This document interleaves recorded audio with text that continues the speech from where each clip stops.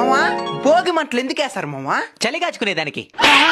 పొయ్యి దగ్గరకు చలి కాంచుకోవచ్చు, సపరేట్ గా భోగి మంటలే ఎందుకు వేస్తారో ఏం తెలియకుంటూ వచ్చేస్తారు.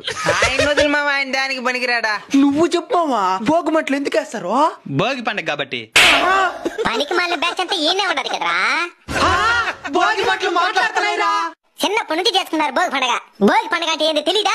అంటే అదే ఎవరు అర్థమయ్యే విధంగా చెప్పలేదు మా. సరే నేనే చెప్తాను, నేనండి. సరే మామా.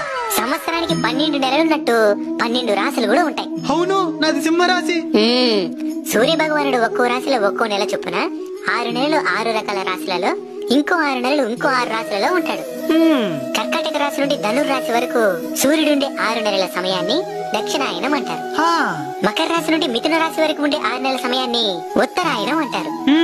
భోగి అనేది దక్షిణాయనంలో చివరి రోజు అన్నమాట. అప్పుడు రేపు ఏ ఆయనం ప్రారంభమవుతుంది? ఉత్తరాయణం. శబాష్. సూర్యుడు ఏ రాశిలోకి ప్రవేశిస్తాడు? మకర రాశిలోకి. దాన్ని మకర సంక్రాంతి అంటారు.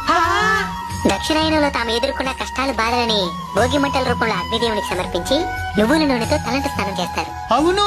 పాత వస్తువులన్నిటినీ భోగి మంటల్లో వేసి నూతన జీవనానికి నాంది పలుకుతారు. అలానే చిన్నపిల్లలపై భోగి పళ్ళు పోసి సూర్యదేవుని అనుగ్రహం కలగాలని ఆశీర్వదిస్తారు. ఈ విషయాలన్నీ తెలియని వారందరికి షేర్ చేసి తెలియజేయండి. సరే సరిపోయి స్నానం చేయబోండి. మీ జిడ్డు మొక్కలు చూడలేకపోతున్నాను.